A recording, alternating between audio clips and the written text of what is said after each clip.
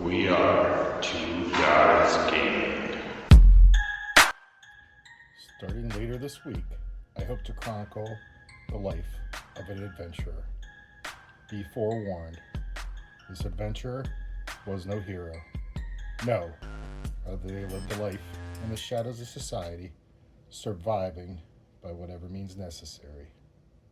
In a history dominated by the heroes, I want to be bold enough to bring to life the history of one who eschewed that path in favor of more power and to be feared and respected. Who among these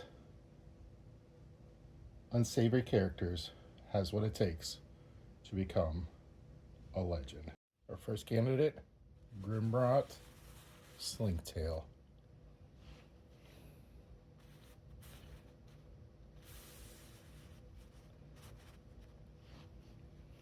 That intimidating wall of text talks a lot about Grimrot's ability to turn poison into power.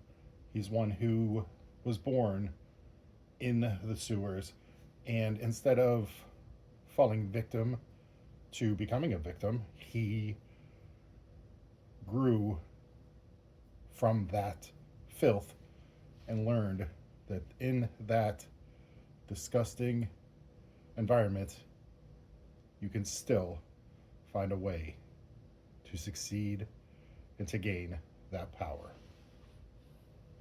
His tagline is a scavenger, a survivor, and a master of filth turned power.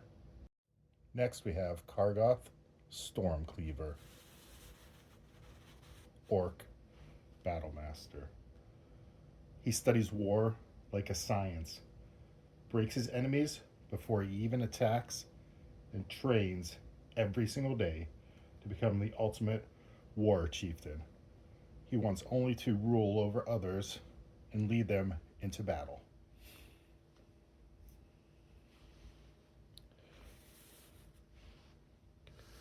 His tagline is a towering force, an unbreakable will, and a warrior destined for leadership. Next, we have Nargol Nightbane. As you can see, he's a smaller, not a strong goblin, and therefore instead he uses his speed, his stealth, and a well-placed blade to defeat his enemies. He doesn't want to be a warrior. He simply wants to be a king sitting on top of his throne and ordering others to do his fighting for him. His tagline is a slippery shadow, a cunning mind, and a blade always waiting. Up next, Severin Mortis, Human Deathweaver. He was born weak of strength and physical ability. Instead, he turned to necromancy to conquer death, command the dead. Next, we have Severin Mortis, Human Deathweaver. Born weak of strength and physical ability, he instead turned to necromancy to conquer death. He commands the dead, learns their secrets, in a quest to become immortal. He doesn't care about human power. He only wants to become a god and to rule over others with his deadly army of the dead. His tagline is a frail man, a sharp mind, and an endless hunger for power. Now we have Ysora Kronmeyer, Human Covenborn. She traded her beauty for power, becoming a master of shadow magic. She's not just a witch, but she's a future queen of the dark arts. Her tagline is a twisted crone, a cruel mistress, and a soul forever yearning. Our final candidate for consideration is Zerafin Moorgrave, Hellborn Blood Drinker. She's not your typical vampire. She both breaks minds and draws blood. She's born into chains, but she bides her time until she rules over all who have wronged her. The tagline is, "A caged predator, a silver tongue, and a hunger for something grander." And the moment we've all been waiting for, the reveal of who we have chosen for our study in this series. Drum roll, please.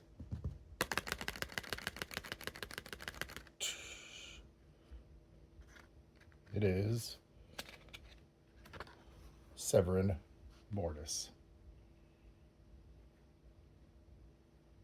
He reminded me a lot of Raceland, one of my favorite characters from Dragonlance. I thought it would be cool to have somebody who has that thirst for power and immortality. When I was younger, I always wanted to be Raceland. I think I might have dressed up as him one time for Halloween or something like that, or at least I thought about it even if I didn't do that. He became, again, one of my favorite characters more recently when they rewrote him a little bit for the most recent trilogy, the trilogy with Destina. So that's the main reason that I picked him, is because he reminded me of one of my favorite characters from when I was a kid. And as a 50-year-old man, you, or at least I, started to want to become a kid again. His stat line initially starts off weak. As you'll see, his main stat is intelligence, and he has some in constitution, to deal with the dead and everything like that, but everything else is more or less not great. Strength, dexterity, charisma, they're all negatives. But I did like his abilities.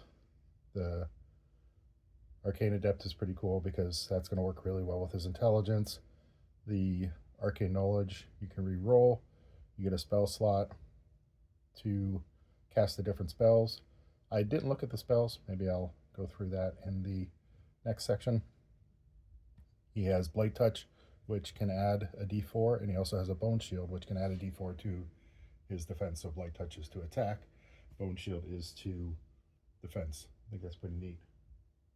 And I think he has a lot of potential as he grows in power and ability. I mean, he does d10 damage, which is pretty sweet, and he's got a +3 attack, +2 defense.